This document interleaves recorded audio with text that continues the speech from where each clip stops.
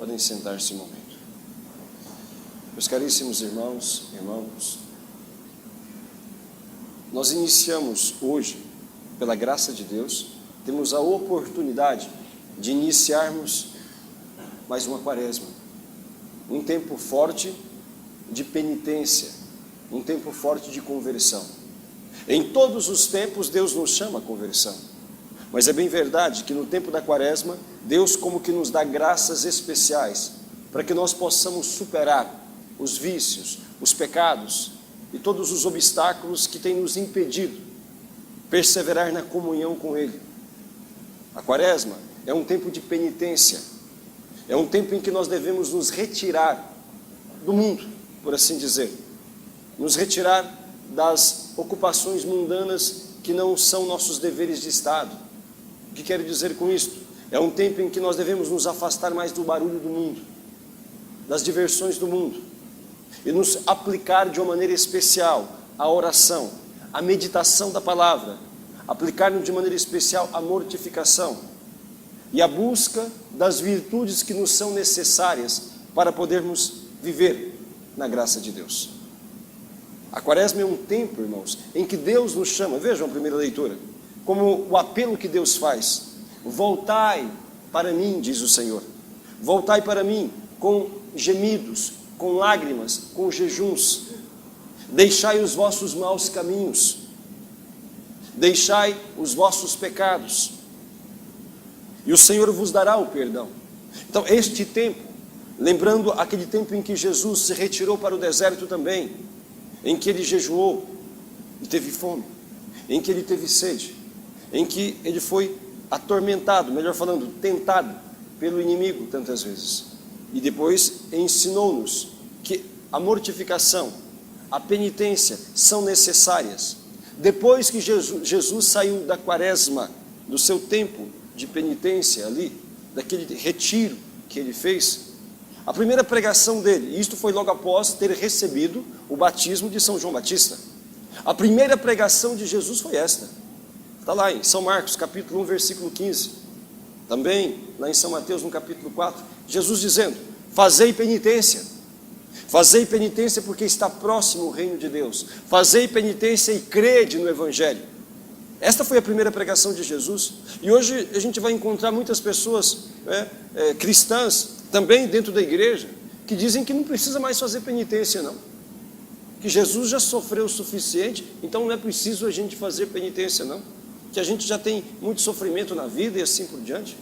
Irmãos, a penitência, ela não é apenas útil, ela é necessária.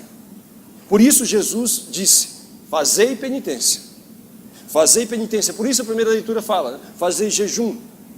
E Jesus, quando fala daquelas obras que são a base desta espiritualidade quaresmal, ele vai dizer da penitência, vai dizer da oração e vai dizer da caridade. Ele vai dizer isso, né? Quando orardes, entrai no vosso quarto, reze ao vosso Pai. Quando jejuardes, quando deres esmola. São estes os três pontos clássicos: a caridade, as obras de misericórdia, dar pão a quem tem fome, dar água a quem tem sede, assim por diante, visitar os doentes, os encarcerados, vestir os nus, cuidar daqueles que necessitam. E as obras de misericórdia também espirituais, especialmente aquelas de ensinar os ignorantes, ensinar aqueles que desconhecem. Aqui entra a evangelização, ensinar aqueles que desconhecem as coisas de Deus, corrigir os que erram, aqueles que estão no caminho tortuoso, no caminho equivocado. Você ter a coragem, por amor a estas pessoas, por amor a Deus, dizer: oh, este caminho está errado. Rezar pelos vivos, pelos defuntos, e assim por diante. Exercer as obras de misericórdia, corporais e espirituais. Ter vida de oração. Ter vida de oração. Se a gente já rezava, mas rezava pouco, intensificar, aumentar e melhorar a nossa oração. Por isso que é importante a mortificação no tempo da quaresma. Mortificação significa a renúncia de coisas que às vezes são boas, não são coisas más. Por exemplo, não é pecado assistir um futebol, não é pecado, entendeu? Você ter uma diversão sadia. Não é pecado você, enfim, escutar uma música, você usar o telefone, o celular, usar, mesmo você fazer os joguinhos, se não forem vício, não é pecado. Mas no tempo da quaresma nós somos convidados ou a esquecer isto ou a limitar bastante. Usar menos Zap, menos Facebook, entendeu?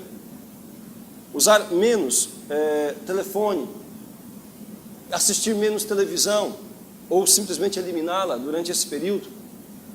Não ver jogos, não é pecado ver, mas deixar mesmo as diversões sadias, para que sobre mais tempo para a sua oração, para que sobre mais tempo para você meditar a palavra de Deus, para que sobre mais tempo para você ler as coisas espirituais, seja a palavra de Deus, seja livros de catequese, a vida dos santos, e aquilo que irá nos edificar, que será para nós ali fonte de inspiração, a fim de que nós possamos viver melhor a nossa fé. É tempo, irmãos, de fazermos penitência, tempo de jejum e tempo de mortificação. Quero aqui explicar o que é o jejum e a mortificação. O jejum consiste em abster-se do alimento, ou limitá-lo. O jejuar é abster-se do alimento, porque comer é uma coisa muito boa, não é? Quem é que não gosta de comer? A gente gosta e precisa. O jejum consiste em abster-se do alimento por um determinado tempo, ou pelo menos diminuí-lo. O jejum eclesiástico, vamos dizer assim, o jejum oficial, consiste em quê? Consiste em fazer apenas uma refeição completa no dia. Por exemplo, você não toma café da manhã, pode almoçar normal, menos carne não, pode almoçar normal. E depois, ao invés de lanchar, não lancha, ao invés de jantar, você faz apenas meia refeição, apenas um lanchezinho pequeno. Isso é jejum, chamado jejum eclesiástico. Uma refeição completa, e você pode ter uma ou duas pequenas refeições. Só isso, sem ficar beliscando depois outras coisas durante o dia, sem ficar comendo coisinhas, não. Isso é o jejum eclesiástico. Existe um jejum mais rigoroso. O jejum mais rigoroso é aquele que você faz pão e água, entendeu? Quem tem força e saúde pode fazer este. Até que horas? Até a hora que você quiser. Desde que, se você, por exemplo, interromper o jejum 3 horas da tarde, você pode, quiser depois jantar, pode, não tem problema. Ou 6 horas da tarde, depois fazer a janta, pode também. Pode fazer um jejum tomando só líquido. Pronto. Entendeu? E assim por diante. Esta é uma forma de jejum. Quem é que está obrigado a fazer jejum? O jejum está obrigado todas as pessoas maiores de 18 anos até 59 anos. As pessoas menos de 18 anos e a partir de 60 anos estão dispensadas. Também pessoas doentes que não conseguem estão dispensadas. Mulheres grávidas também estão dispensadas. Ou pessoas que têm um trabalho braçal muito pesado, então a estes é autorizado comer um pouquinho mais. Enfim, assim por diante. E o que é a mortificação? Mortificação ou abstinência também. Abstinência, abster-se é não fazer uso. Então hoje, por exemplo, quarta-feira de cinzas, é dia de jejum e de abstinência. Jejum é isso que acabei de explicar, abster-se do alimento, limitar o alimento, ou abster-se dele. E é dia também de abstinência. Significa abstinência de carne, não comer carne. Carne de animais de sangue quente. Não se deve comer hoje. O pessoal conhece popularmente carne vermelha, nem caldo, nem nada. Certo? Hoje não se come carne. Quem é que está obrigado a esta abstinência? Pessoas de 14 anos em diante. 14 anos em diante está obrigado. Aí não tem idade não, 14 anos em diante. Até 200 anos tiver. Está obrigado à abstinência. Quem é que se excetua? Excetua-se doentes que precisam daquela proteína necessariamente, embora há outras formas de substituir. Né? Ou então se o pobre que só ganhou carne para comer, que eu acho muito difícil isso acontecer, né? Imagine só. Então, olha, eu só ganhei carne. Enfim, mas se houvesse essa situação, estaria excetuado porque não teria outro alimento, vamos dizer assim. Não é? Então todos nós somos chamados a jejuar e a fazer abstinência. Os dias obrigatórios. Quais são os dias obrigatórios, padre? De fazer o jejum e a abstinência. Obrigatório mesmo é na quarta-feira de cinzas e na sexta-feira da paixão. Só que, claro, nós que somos tão pecadores, nós que temos tanta deficiência, nós que somos tão inclinados ao mal, nós não vamos nos limitar apenas a isso. Aqueles que podem, que têm saúde, devem fazer um pouco mais do que isso. né? E aí vai da generosidade de cada um. A igreja nos ensina que todas as sextas-feiras, não só as da quaresma, nós devemos fazer jejum e abstinência, entende? Especialmente na quaresma. Mas nós podemos acrescentar mais dias. Há pessoas que vão fazer quarta e sexta. Há aqueles que vão fazer todos os dias menos domingo. Há aqueles que vão fazer a quaresma inteira, entende? Aí vai da generosidade de cada um. Obrigatório é quarta-feira de cinzas e sexta-feira da paixão. E às sextas-feiras, nós somos convidados a fazer. Embora nas sextas-feiras é dado à igreja, ela diz que pode fazer um outro tipo de penitência substituindo.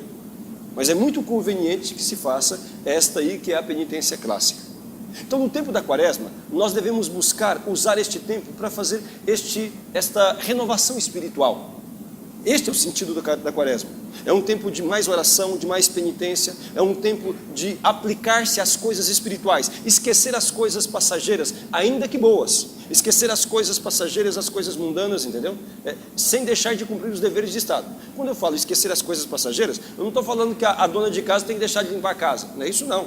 Não estou falando que o operário tem que deixar de trabalhar. De maneira alguma. Não estou dizendo que o estudante tem que deixar de estudar. Não, todos têm que cumprir as suas obrigações. Isso aí é pressuposto. Quando eu falo deixar as coisas mundanas, estou dizendo aquelas coisas boas, entendeu? Aquelas coisas que não são agradáveis, mas que não são necessárias. As diversões, determinadas ocupações, que são coisas boas, mas que não são necessárias para a nossa vida. Ninguém vai morrer se ficar uma quaresma sem fazer um joguinho, entendeu? Ninguém vai morrer se ficar a quaresma sem tomar sorvete, por exemplo. Ninguém vai morrer se ficar aí, há 40 dias sem comer carne. Não morre não, entendeu?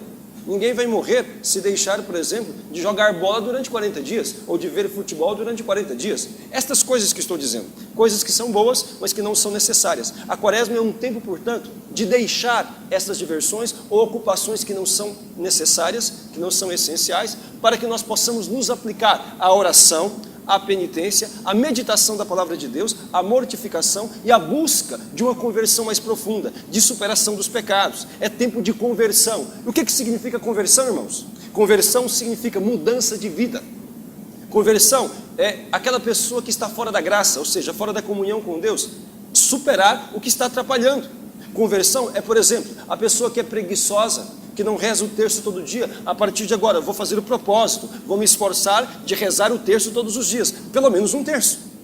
Conversão é aquela pessoa que é nervosa, que tem a língua muito solta, né? Que tem a boca suja, não é? Que fica nervoso, começa a xingar, falar coisa, etc. Então, se esforçar de não xingar mais. Isto é conversão, é mudança de atitude. Conversão é aquela pessoa, o homem ou mulher, ou quem quer que seja, que reclama de tudo, que nada está bom.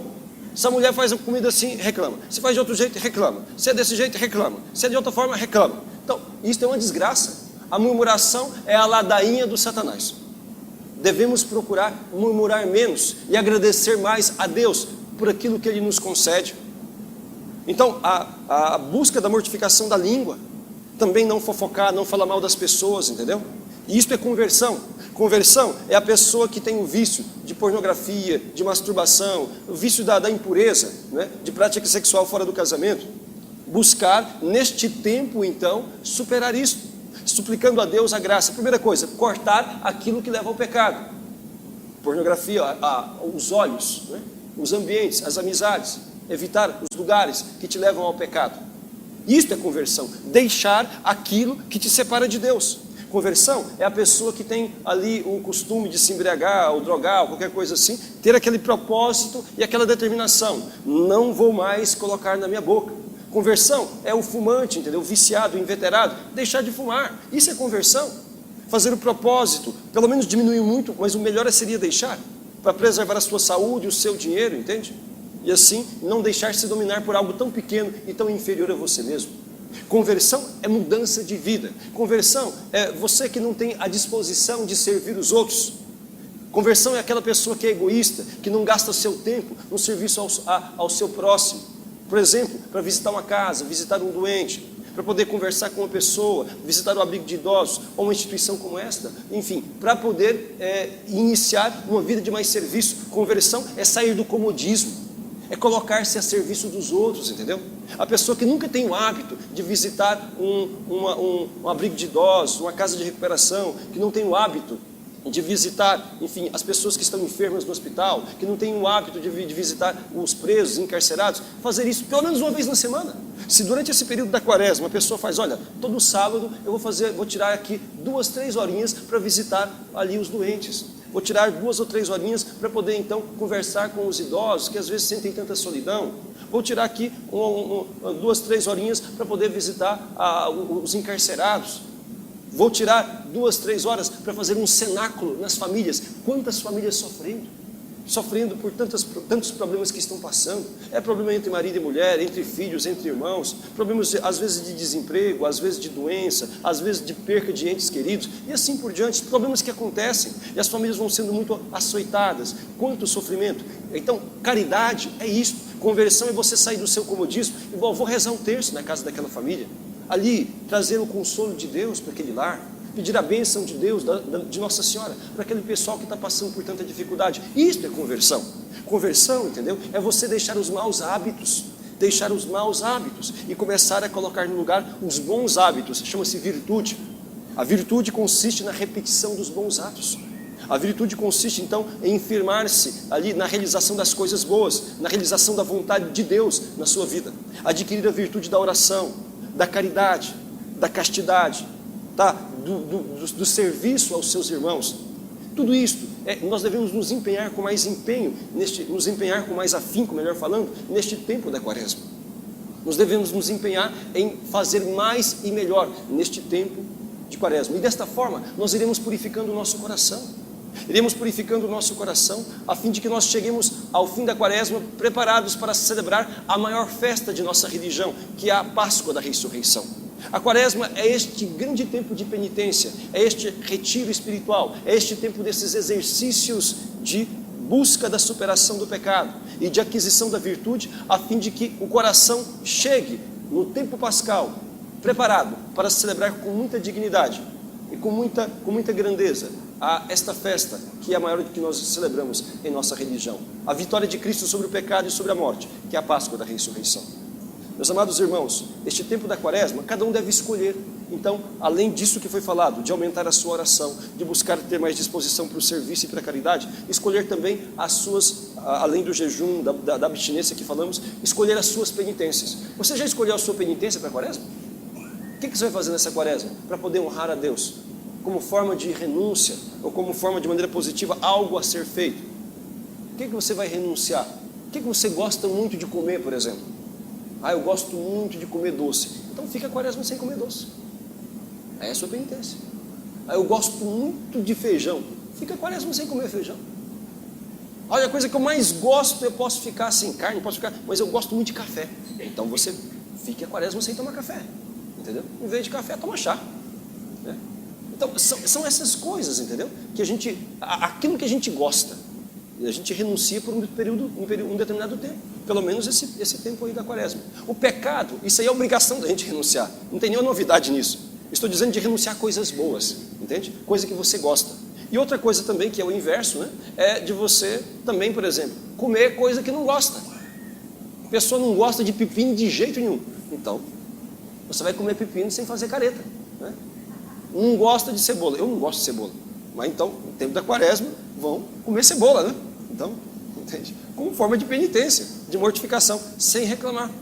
Entendeu? Então, estas coisas agradam muito a Deus. E qual que é o sentido de fazer essas mortificações? Qual que é o sentido de fazer o jejum? Qual que é o sentido de fazer essas renúncias? O sentido, irmãos, é o seguinte: quando nós somos capazes de renunciar a algo bom por amor a Deus, nós seremos mais capazes de renunciar o que não presta por amor a nosso Senhor Jesus Cristo. Quando nós somos capazes de enfraquecer o nosso corpo com o jejum, nós fortalecemos a nossa alma, para que nós sejamos mais capazes de dizer não para as tentações. Quando nós somos capazes, entendeu? De nos sacrificar por amor a nosso Senhor, nós seremos mais capazes também de nos sacrificar pelos irmãos, de fazer algo em benefício do nosso próximo. Este é o sentido da penitência. É para que nós possamos crescer no amor a Deus, no amor aos nossos irmãos. É para que nós possamos nos fortalecer na virtude. É para que nós possamos ser mais resistentes ao mal, de forma que nós venhamos a rechaçar, a renegar, a rejeitar as tentações do demônio. Este é o sentido da mortificação, este é o sentido da penitência, este é o sentido do jejum, este é o sentido desse tempo quaresmal, a busca da conversão, a fim de que o nosso coração, mais preparado, possa de fato deleitar-se na grande festa da Páscoa do Senhor, a fim de que o nosso coração purificado possa gozar sempre da presença de Deus, perseverando na graça dele. Peçamos a nossa Mãe do Céu, a Santíssima Virgem das Dores, que nos ajude a perceber o valor que as coisas têm, que nos ajude a perceber o valor que Deus tem, a fim de que o nosso coração, dado mais a penitência, possa então perseverar na graça do nosso Senhor. Louvado seja nosso Senhor Jesus Cristo. E nossa Mãe, Maria Santíssima.